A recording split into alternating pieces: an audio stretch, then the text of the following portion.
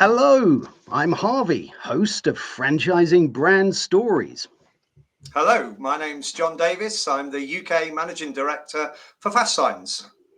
And welcome to Franchising Brand Stories. This is the show where we get under the hat of some of the top brands in the UK and in the world. And Franchising Brand Stories is brought to you by FranRec, the specialist staff and executive recruiters to the UK franchise industry. So this show is for you if you are a prospective franchisee. If you are looking to invest in a business, this is the show for you. We are going to find out what's beyond the brochure and what's behind the brand. And in doing that, we're going to meet some of the wonderful people that are in these organizations. And the brand story we're going to hear today is FASTSIGNS with the wonderful John Davies. John, welcome to Franchising Brand Stories. Thank you very much indeed, Harvey.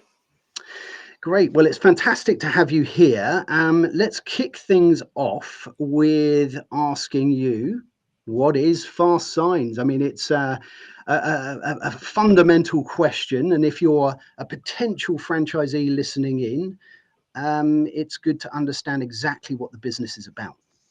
Okay, thank you. So FASTSIGNS is a signs, graphics and visual communication specialist business.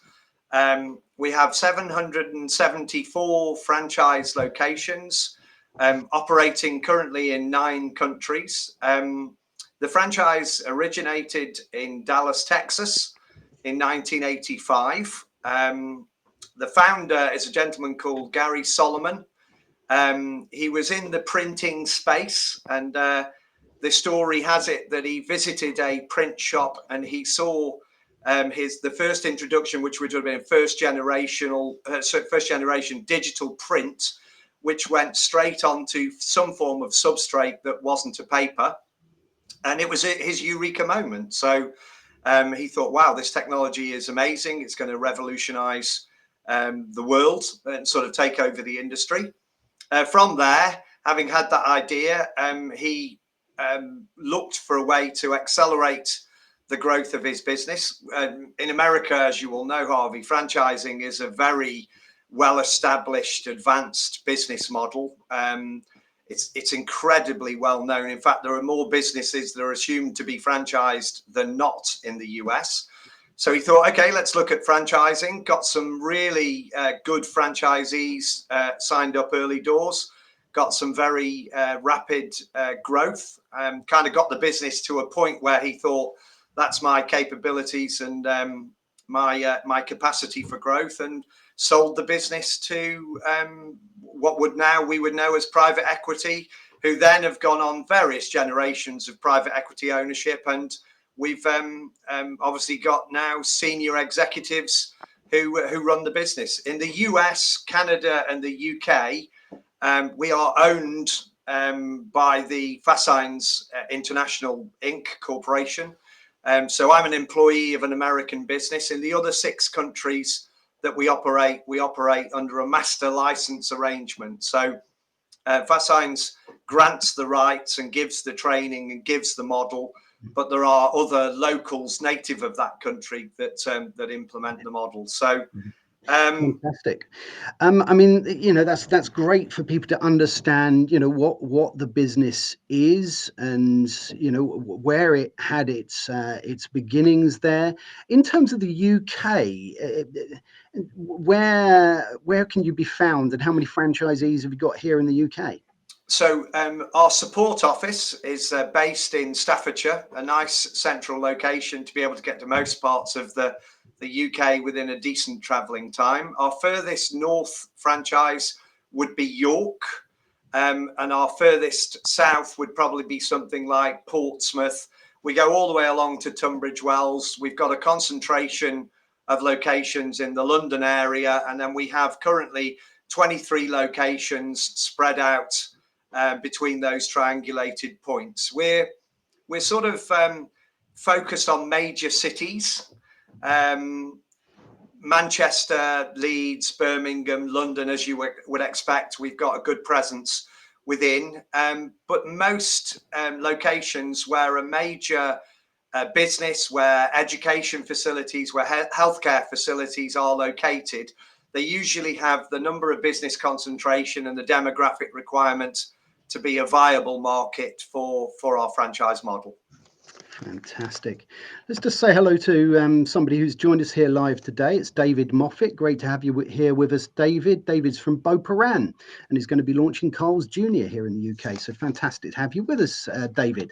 If you have just joined us, this is Franchising Brand Stories, and today we are going to be hearing the brand story of FASTSIGNS, and we've got John Davies with us. And Franchising Brand Stories is brought to you by FranRec, specialist staff and executive recruiters to the UK franchise industry. So this is where we're going to enter the sort of the main part of our story here, John, and I'm going to be taking you back in time in a moment. But this is also the part of the story where we encourage, if you are here live, to ask a question or two, find out what you would like to know, because we have the wonderful John here who can answer those questions for you. So let's do that right now. Let's take you back in time. You've given us a little bit of the story of how FASTSIGNS itself began, but where did it begin for you and FASTSIGNS here in the UK? What was that story?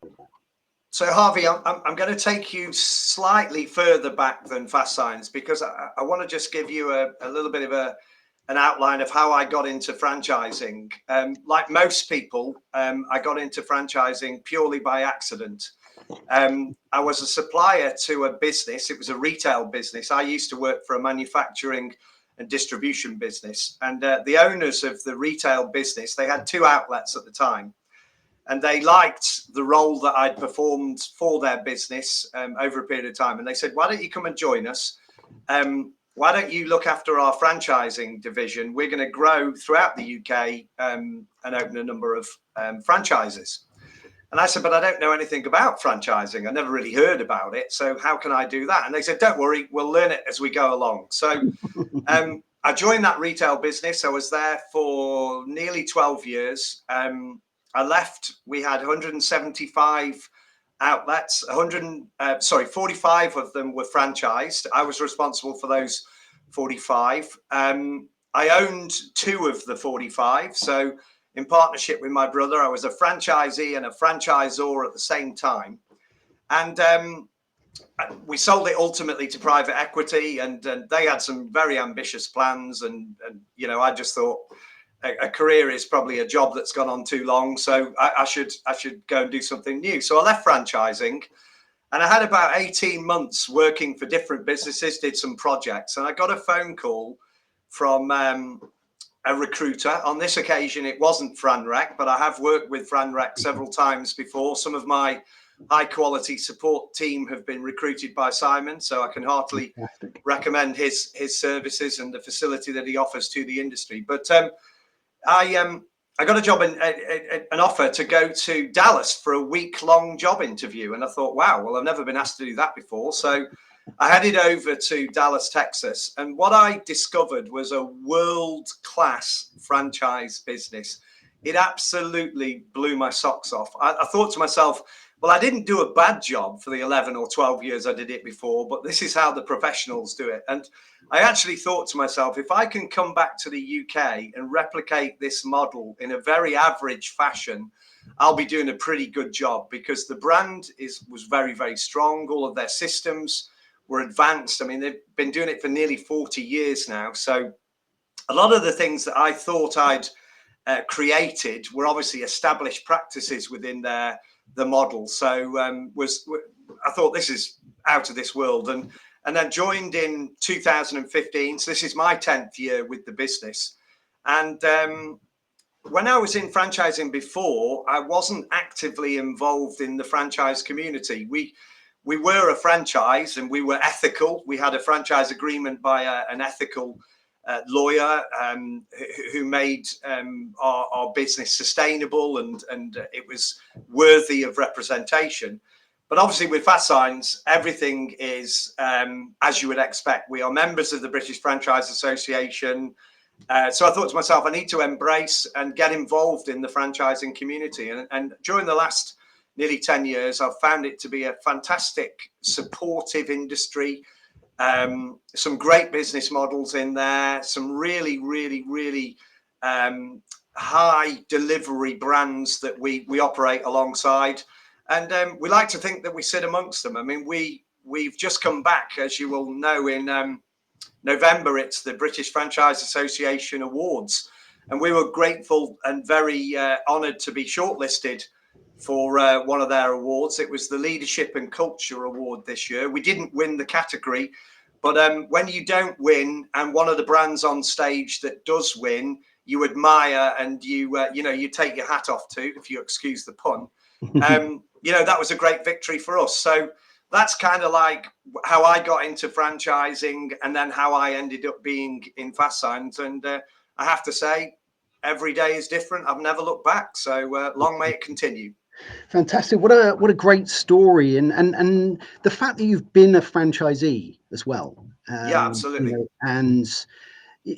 That's so important. If you're a potential franchisee listening in today and hearing your story, to know that your history and your story and the fact that you've been a franchisee is so important for someone, because you understand what they're going to be going through, having come from a background of being a franchisee. Harvey, let me tell you one thing. When I joined FASTSIGNS, they had 4 key strategic objectives. They were all directly focused at the franchisee. So it was to improve franchisee sales, improve franchisee profitability, improve the value and the reach of the FASTSIGNS brand, and to improve franchisee satisfaction. They were also focused into the franchise. And our CEO, Catherine Monson, said, if the franchisee isn't successful, then neither are we. Our success is on the back of a franchisee's success. We put them at the very center of our business. And that was really refreshing to me, because in my previous franchise experience, it was the opposite of that. It was how much money can we make out of franchising. So I'm very fortunate to work for an organization that mirrors my view of franchising. Let's support our franchisees. Let's make them as successful as we possibly can. And on the back of that, that makes our brand and our business successful also. Absolutely. I mean, somebody once said to me, in fact, I'll say who it was John Hewitt, and he had been in franchising 50 years. And he said that it's really simple. All you need is successful and happy franchisees to be a successful business, and to know that franchisees are at the core of your business, that you know that their success, their happiness is something that goes hand in hand with the success of everyone within the business, I think is a really important thing to hear. We've got a comment that's come up here, so I think this is a worthwhile to put on the screen here. This is a comment from Simon Wise, and he's put, what skills and experience do you look for in a FASTSIGNS franchisee? I mean, this is really valid, because if you are a franchisee listening here today, you're thinking, am I going to be a fit? Should I make that inquiry? Who do you sort of look for, and what skills and experiences are relevant? Well, the first thing I would say is we don't have a typical franchisee. So within our network today, we've got an ex-sales and marketing director. We've got an ex-investment banker. We've got an ex-landscape gardener. We've got a lady that used to work in special needs education. We've got people that worked in retail and the hospitality industry. So there's no typical franchisee, but they have common characteristics, and they do have some common skill sets. So one, I would say, is the ability to manage and motivate a team. The key, one of the key successes, one of the key strengths of the FASTSIGNS business model and any franchise is they're only as good as their team. So we invest heavily in training staff, and making sure they've got the skills to be able to do their role. But as a franchisee, you need to be able to manage and motivate a team of people.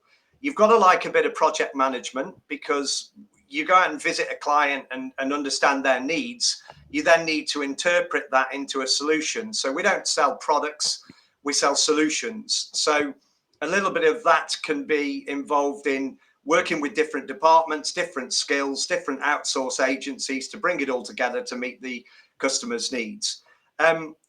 Some of our franchisees have a high level of interest in design or creativity. That never goes amiss. It's not actually a requirement, but it certainly seems to be a common trait.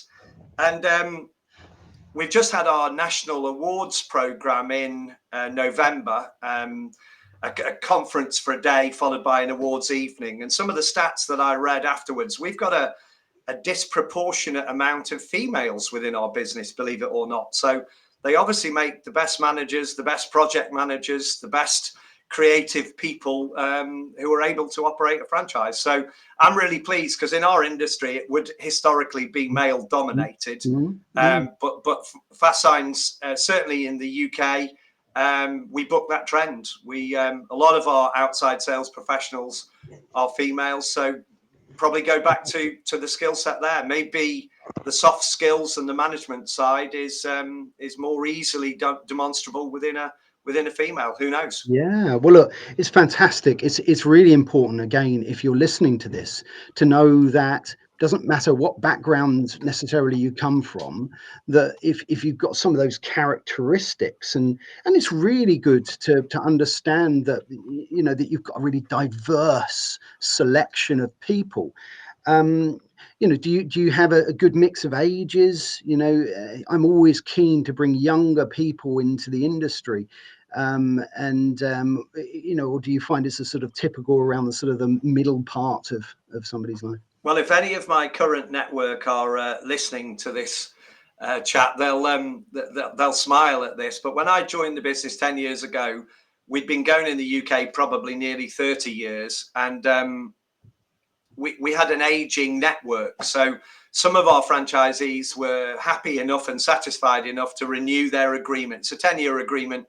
You can renew it as many times as you like. And so I've got people who are on their third agreement, and they're fantastic franchisees, very happy, etc. But as the age profile increases, obviously you've got to think about exits and resale. And we do have a lot of family-based teams, so father and son, mothers and daughters within the network. So that provides a continuation and a legacy. But what I'm really pleased is, during my time, over a third of the network, probably nearing 45% of the network, has been resold, and it's been resold to a younger generation. So I think our youngest franchisee today is probably 24, 25. Our oldest franchisee probably wouldn't want me to say their age, but let's just say they're well into their 70s, and they're hoping that their son takes the business from them so that they can retire, probably not into the sunset, because they want to keep a hand on the tiller. But that's kind of the age profile. I would say franchising tends to attract people at different crossroads in their career development. So you do get some people who've worked in a corporate environment for a period, and you know that can get, you might hit a buffer, or you might have an opportunity for some form of redundancy. And you think, okay, I want to be in business for myself, but I don't want to do it on my own. I want the support of something else. So we've probably got a good strata, some young, some in the middle range who've had a bit of a career, and then some people who've been with the business, you know, nearly 30 years and are still going strong. Fantastic. Let's have a look. I mean, you've spoken there about, you know, franchising being that model to grow the business. Why do you think franchising in particular has been so successful in growing, you know, a wonderful business, and that you support each other rather than growing that in the other traditional methods that you might? It's entirely down to the quality of the franchisee. My number one franchisee this year, we just presented the awards to them. It's a husband and wife couple. I would argue that if they went to take a coffee franchise, if they went to take a garden maintenance franchise, or they went to take a domiciliary care business, they would probably be number one in that network. They've got the drive, they've got the ambition, They understand that there's a model to follow, but you can put your own personality and wrap your own skills around it. So it tends to be on the individuals. So franchising is it's such an important requirement to be successful, that you attract the right quality of individual and then leave it to them to apply the model in that area. I can tell you why in the early days we franchised. It was because we probably didn't have the capital to open our own outlets all over the country. So we thought, if we bring an individual in, they're a shareholder effectively, they've got a stake in the business. You don't have to worry that the location is going to be operated in the correct way, because they're the responsible human being. They will open up every day. They will treat the staff correctly. And it can be a great partnership when done harmoniously and when done where two parties benefit. The franchisee has to be profitable. You can't be satisfied. I could be Mother Teresa sat here running a network, and everyone would hate me if they didn't make profit. So your business has got to be profitable. But if you're profitable and you support franchisees in the right way, then you've got the foundations of having a pretty solid network, I would suggest. Absolutely. And it's fantastic to hear how important people are in your business, whether that's your franchisees or whether that's your customers that are using those services. It's clear that people are key to your business, and it's lovely to hear that you have awards, celebrating people's success is such an important part of that journey, isn't it? And to have that awards and a conference and people to get together for that support. Brilliant. Well, you do find us at the time of year where we've just been presented by the awards. So I'm not some form of sycophant, Harvey. I don't carry the awards around with me and show them off all the time. But as you know, sort of October, November, early December is the awards season. And excuse me, we retained the Franchise Satisfaction Award this year, and we achieved the Continuous Improvement Award also in that satisfaction arena. We got our highest score of franchise satisfaction. And whilst I like to think I'm a nice guy, my team is probably the best it's been. We've got some really high quality, dedicated individuals. Again, back to the people part, I can't do my role. I can't have happy franchisees who are supported without a fantastic team of people. But a lot of that satisfaction comes down from the business model and it being profitable, because they've got important people in their life. Franchisees, they want to look after their family. Back to my days of being a franchisor and a franchisee, I tend to try and run FASTSIGNS, applying the model, which is fixed and established and works well. But I tend to try and do it as if I was the franchisee. What would I want? When a franchisee rings me, they generally need something. If we consult with them, we have a very open dialogue. If they tell us something's missing, we go out there and we get it for them, because we're there to make their lives better. If their lives are better, they'll make more revenue for their business, and that will make us more successful by association. That's really interesting to have that you have the mindset of a franchisee, even as a franchisor. And I think it's really important, because you put yourself in that mindset, even though you're running the business and so on, but you put yourself in that mindset. You really understand and empathize when something is presented to you from the franchisee network. Well, I don't advise somebody to do something that I can't do myself. We run a national accounts program in our business, so I have to go out and visit customers.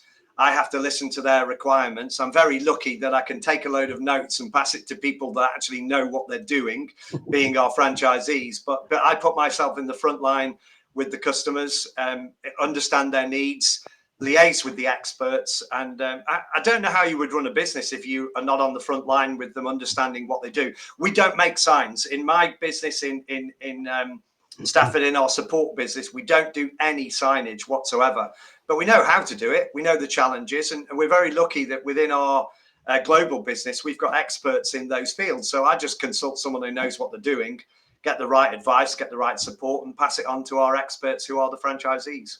Fantastic. I think we've touched a little bit on the type of people that are in your organization. But if you are a potential franchisee listening to this and you're looking at getting in touch, I think it's always really interesting to understand what that journey might look like. So from the point you make that phone call to starting your business, what does that journey look like with FASTSIGNS? So I would say that it's an individual's discovery journey. So the person who makes the first contact with our business, maybe they receive some form of marketing communication, or they stumble across us as an exhibition. It's their discovery journey. So we have a process which we will take them through, but it can be done at any pace. At any point, they might say, do you know what, I've discovered something that isn't quite right for me. And we're happy with that. You know, we want it to be a mutual fit for them as well as us. So they would respond to something, they would make contact. One of my colleagues would have a conversation with them and answer any questions that they got, give them some sort of high level information, tell them what we do and how we do it, and a little bit about our business. And if there was enough interest there, their details are generally loaded into an intranet portal, so they can access some information. If they digest the information and they'd like more, they can request it. So it's kind of an automated process. We try and stay in contact with them at regular intervals. So if they've read all of our information, we would generally reach out to them and say, do you want to have another chat? But ultimately, we try and get the individual to come and visit us at our offices in Staffordshire for a discovery day presentation. It's an individual thing. I only do them on a one-on-one basis because a lot of people have questions that are only dedicated and relevant to them. So 2 hours, 2 or 3 hours, depending on how many questions there are, tell them everything they need to know about our business. And then if they're interested, we say, look, we've got a whole network out there. You pick 2 or 3 locations that you'd like to go and visit that work for you. We'll contact the franchisees and make the appointments for you, but you go and visit them and go and have a chat with the franchisees on their own. And after those visits, they'll probably ask questions like, you know, that guy, John Davies, you know, he's told me this. Is that correct? And, you know, is he really as abrasive as he comes across? And he tells me all of this about the support network. Is that true? That's the conversations we want them to have with franchisees. And after they've had that, if they come back to us and they say, look, this sounds like it could be something that fits my needs, my family's needs, we then start getting into a bit more detail. So we would put some projections together. We would do a bit of modeling. We'd share information on costs involved. We look at financing options. Ultimately, the final stages of the process are for them to have a sort of face-to-face call. It's a video call, but an in-person call with one of my American colleagues, just so that you're joining an American franchise. So it's important, I think, that you hear an American voice.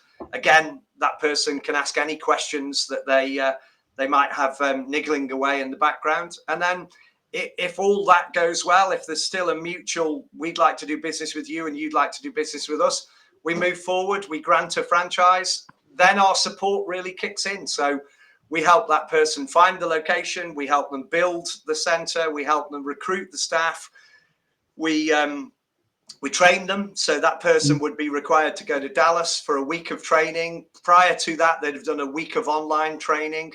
When they come back in their center, they probably do a month of handheld training with their staff. And the sooner we can get sales on the board, you know, our support journey takes the next phase, which is whatever their needs are from then, we could tailor the support package around them. It could be they're too busy, they need to recruit more staff. It could be they've got projects that are above their early stage capabilities. So we put them in contact with the right sort of technical experts with either within our network or within the business. And then, yeah, hopefully if they've been really successful, at the end of the year, we hand them some form of award to recognise their achievements. That's a 365 day for you there, Harvey. Well, that's fantastic to hear what that journey looks like for a prospect. You know, somebody listening today would really appreciate and want to understand what would happen when they make that first call, and you've described that beautifully. If you have just joined us today, this is Franchising Brand Stories, and today we are talking to John Davies of FASTSIGNS. It's been a fantastic story so far. If you have just joined us, scan the QR code top left, and that will take you to a replay of today's episode. And if you happen to catch a snippet in the distant future, again, scan that QR code and it will take you to this episode. I think it's going to be a good thing to do. Harvey, can I just interrupt? I've seen a comment from a gentleman called Mike Fitton there, yes. and he draws attention to like myself, and he says he was poacher come gamekeeper. I was poacher and gamekeeper at the same time, and what I did want to say here is, remember, it is a partnership. Whereas the poacher is trying to steal from the gamekeeper, that absolutely isn't the case, I believe, in a happy franchise or franchisee relationship. I would kind of point out to a franchisee, look, I know all of the pitfalls, I know all of the workarounds, I know all of the things you can do, but we've entered into a partnership. We better do it in the correct way. We better hold our end of the bargain up. You better hold your end of the bargain up, and then our relationship will stay very, very, very harmonious. So I do smile, because there were some times when I was a franchisee and a franchisor at the same time. You wonder whether you're going mad. You know, you ask yourself a question, you turn the other way and say, no, you can't have it. But that's not how a harmonious franchising relationship works. It's very consultative. We both learn. We both learn why we need to do things a certain way. So I view it as a partnership. And when it's not a partnership, I can't see how you wouldn't want to skip to work every day if you weren't in some form of harmonious partnership with the people that you do business with. Absolutely. And Mike, welcome to the show. Thanks for joining us, and thanks very much for your comment. What I'd like to do now is try and get into what a day in the life of a franchisee might look like. And one of the reasons I want to ask this question is, again, if you're a potential franchisee looking, you might have different priorities. You might, work-life balance, we can also talk about here. But what does that day look like typically for, you've gone through that process, and you're now a franchisee. You get up in the morning. What does it look like? Can you work your life into your franchise business? Well, we are a Monday to Friday 8 till 5 operation. So we're a B2B franchise. We deal with professional clientele. Generally, first thing that happens in a centre in a morning is we have something which we call a work start meeting. So it's where the franchisee will meet with their production team, the designers, salespeople, installation team, just to say, what is the work in progress that we have currently on the table? Where are the projects that we are currently working on? What deadlines do we need to meet? What obstacles are in the way? What challenges do we have? So that everybody kind of knows exactly where the business is right at the beginning of the day. It's an essential part of our model. And about 99%, 98% of the network, I believe, carry host work start meetings at the beginning of every day. The departments then go down their individual routes, and a franchisee would assist anywhere that was required. So if there was some marketing to do or proactive outbound telephone calls, they might get involved in that. They might assist in production a little bit. They might work with the designers on some challenges that they've got, bounce some ideas around. Generally, at some point in the day, there's administration to do as a sort of an owner, a managing director of a business. You would be required to do. I would say probably mid-morning, there would be clients to go and visit. So we have dedicated salespeople within our business who are going out there and developing leads and sales inquiries and turning them into meetings and then hopefully sales. So a franchisee may well join their salesperson or go on sales calls and meet clients, come back to the business, and that then becomes a requirement for a quotation or an order. Would be a check-in again with the team. Proactive outbound activity is very important. So there's marketing to make sure that it's being done. There's social media to manage and make sure that all of our feeds and updates are fully up to date.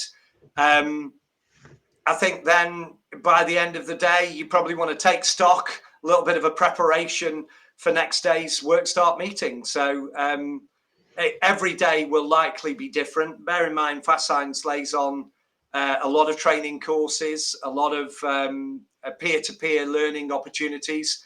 So you might be attending a board group meeting to meet with other franchisees. You might have suppliers visit you during the day, trying to update you or sell you new products and services. So you can get quite a bit of variety throughout the week. But I would say for a franchisee, the essential part is make sure your team are doing what you're doing, have an element of business administration, do some proactive work, and then probably the final part, which is the thinking about your next day, is working on your business, not in your business. So where are the challenges? What do I need to plan for? Where are the pinch points within the team? Get it. Can this be a management style franchise? So or do you have to be in the business, you know, on a sort of a daily basis? You definitely. So it is a management franchise. So you surround yourself with a team of people. But if you can imagine, Harvey, on day one, you've got to get the train moving. You need a pipeline of inquiries coming in. You need an outbound production flow. So I would say, whilst you are establishing yourself, it's a little bit more going around different disciplines and different departments within the business and helping out. Ultimately, once you've got a team of people in place, functioning, well-trained, and doing what they're supposed to do, it is 100% a management franchise. I wouldn't anticipate that many of my franchisees actually make signs.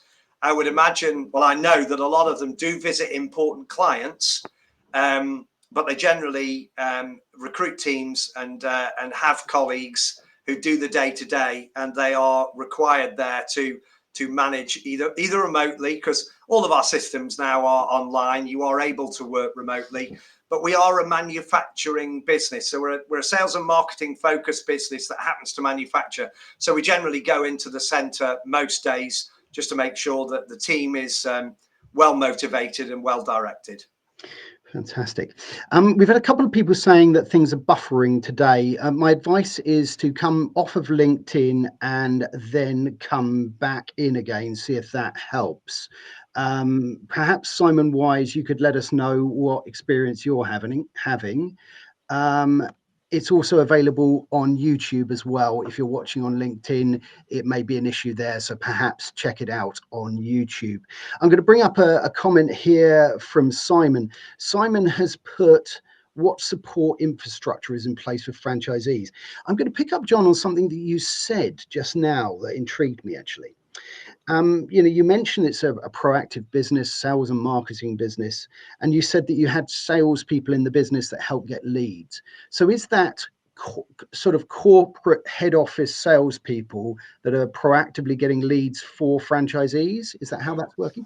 No. So there's two aspects to the sales function within our business. So a franchisee, one of their members of their team would be a salesperson. So they might handle inbound inquiries, and we do generate quite a number of inbound inquiries centrally. So that's part of my team's function to look after the pay-per-click, to look after, optimize the SEO, to send out comprehensive marketing campaigns to key customers and key market sectors to try and generate interest and generate the inbound leads. But our salespeople are required to join networking groups, to register with chambers of commerce, to make contact with what we call warm leads. So people that we know that require our products and service, that buy our solutions. So you would make an outbound reach to that type of person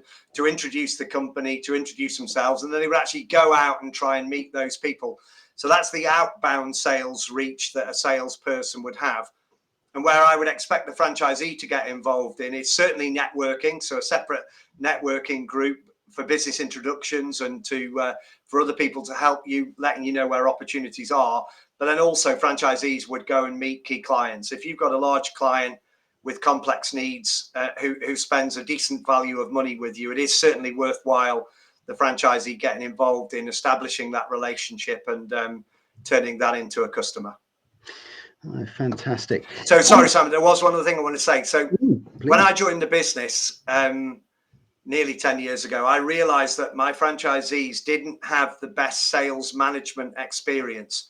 So FASTSIGNS lays on courses once or twice a year to train our franchisees in sales management, but we also form a network group for our salespeople. So currently within the network, I think we have 19, and we call them outside salespeople, proactive salespeople. We meet with them once a month on a conference call. We meet with them in person once a quarter, and we meet with them at a sales summit annually. So it's salespeople sharing best practice with each other.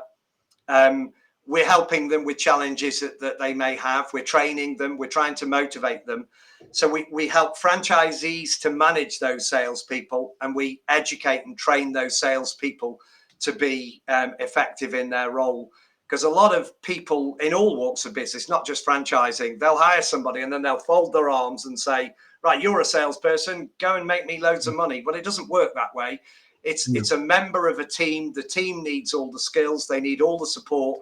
But what they've got, Simon, is they've got the ability to be forward facing with customers and to represent your business effectively. So important part of the team that should be nurtured and given the maximum opportunity, the best platform to go and be successful. Fantastic.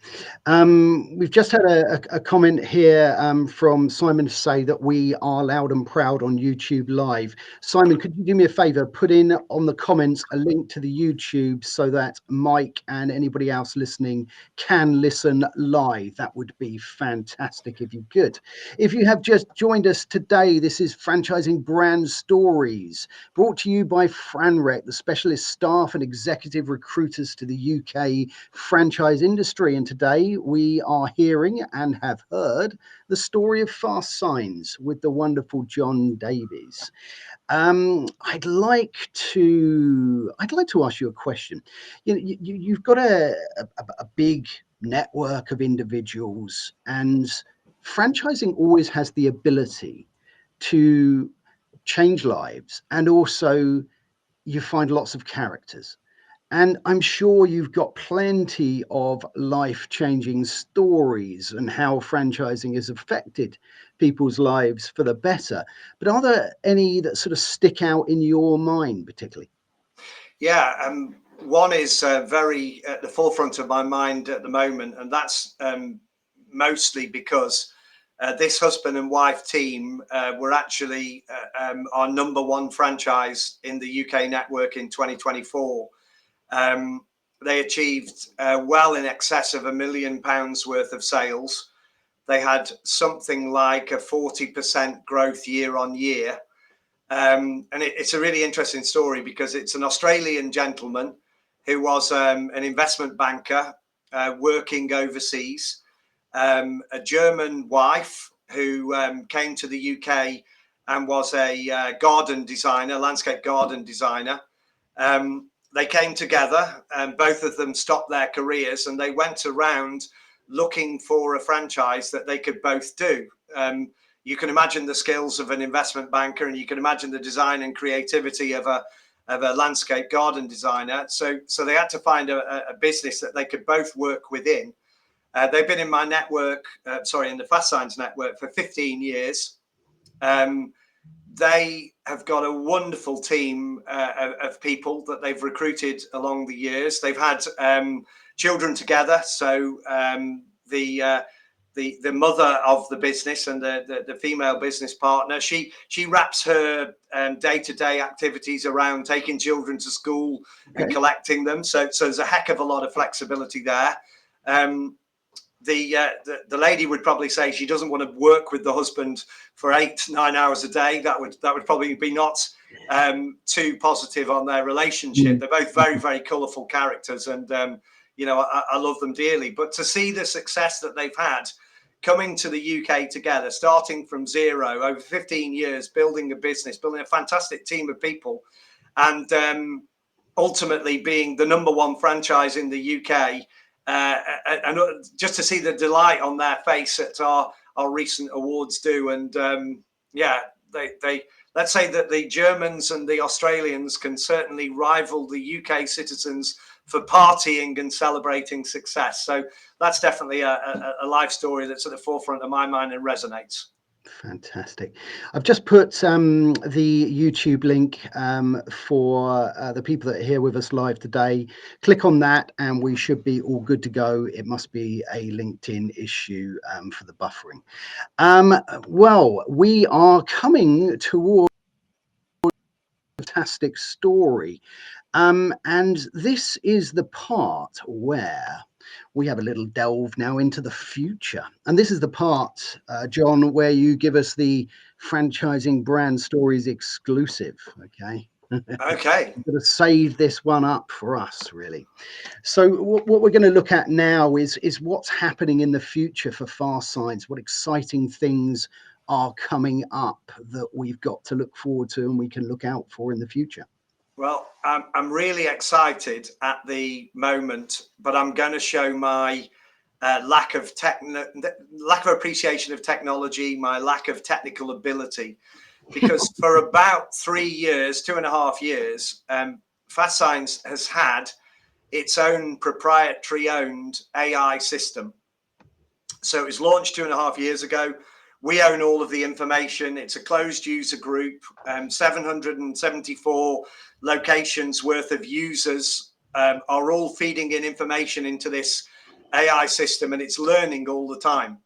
And I never cease to be amazed, I never cease to embarrass myself when I go and show somebody what the AI system can do, and they look at me as if to say, "Are you still pushing like driving around in a horse and cart?" You know, that's absolutely not what AI can do. It can do significantly more than that. But I'm really beginning to see now people embracing this technology. They aren't seeing it as a job threat. They're seeing it as something that can make their lives a lot simpler, can save them a heck of a lot of time, and can actually help them to be more effective in their role. And as I say, I'm a little bit embarrassed, Harvey, but any example that I give you, it doesn't do justice to the system. But I'm the same. I'm the same. But we play a game internally now, though. When I receive something from somebody, I have to try and work out whether it's their work or whether it's been generated by AI. I mean, we can ask it to design. We can ask it to make presentations. We can ask it to assess data. We can ask it to book hotels. We can ask it to tell us the best way to do this. We can ask it to take the latest budget from the Labour Party, which is probably a 288-page document. We can say, scan that and give us a summary on 1 page of what we need to know as a business owner. And it does all of that for you. But I say those examples are probably the tip of the iceberg. So we're putting a great effort in the UK, in my team, but also globally, in how can we harness this technology? How can we make it work better for us? How can we take cost out of businesses? How can we speed processes up? So AI certainly is going to be massively prevalent within our business.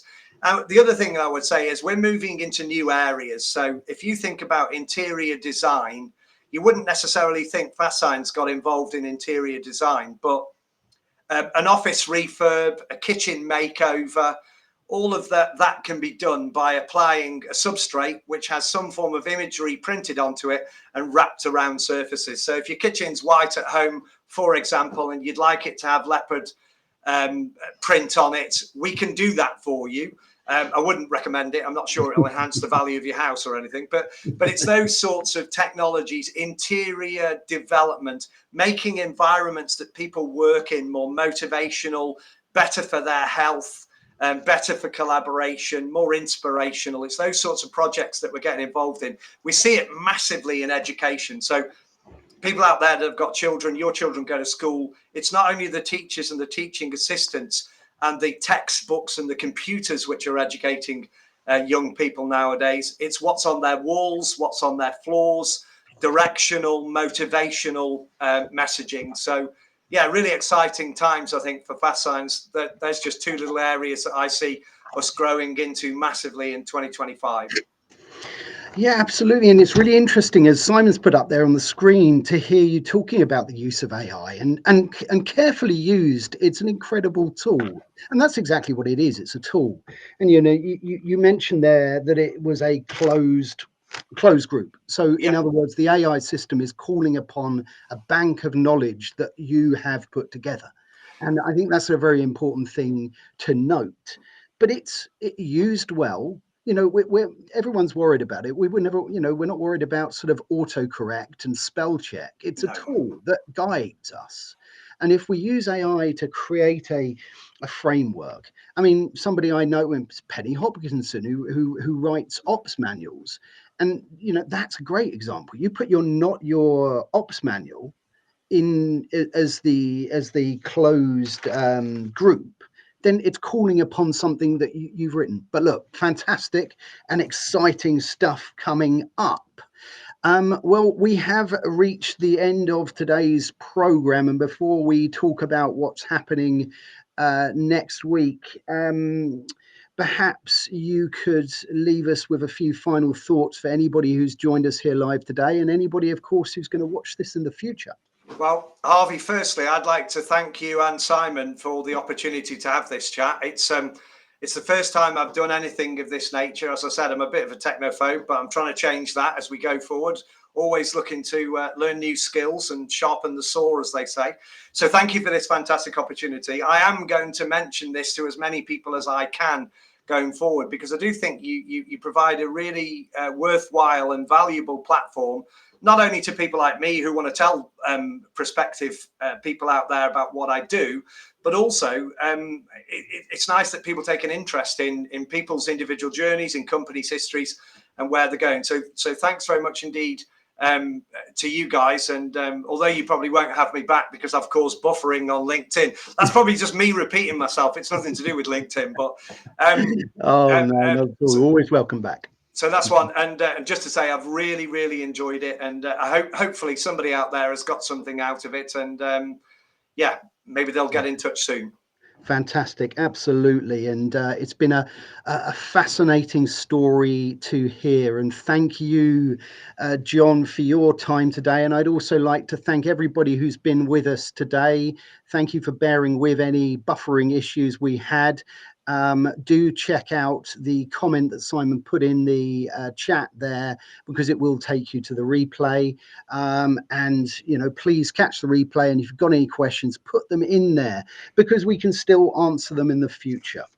So let's have a look at what we've got coming up next week. So on our sister show, the Franchise Show, we are going to be discussing franchise laziness, or hopefully lack of it, with the wonderful Andrew Walters. And that's going to be Tuesday, 3rd of December, 5:15 GMT, 12:15 EST. And next week on Franchising Brand Stories, that's Thursday, 5th of December, 5:15 GMT, we are going to be talking to Sophie Atkinson, and we're going to be finding out what's under the hat of AutoSmart. So I'm going to have to probably clean my car for that one. But I'm looking forward to both of those. Please join us for those live, catch the replays. And until next time, thank you for joining us, and take very good care. Cheerio.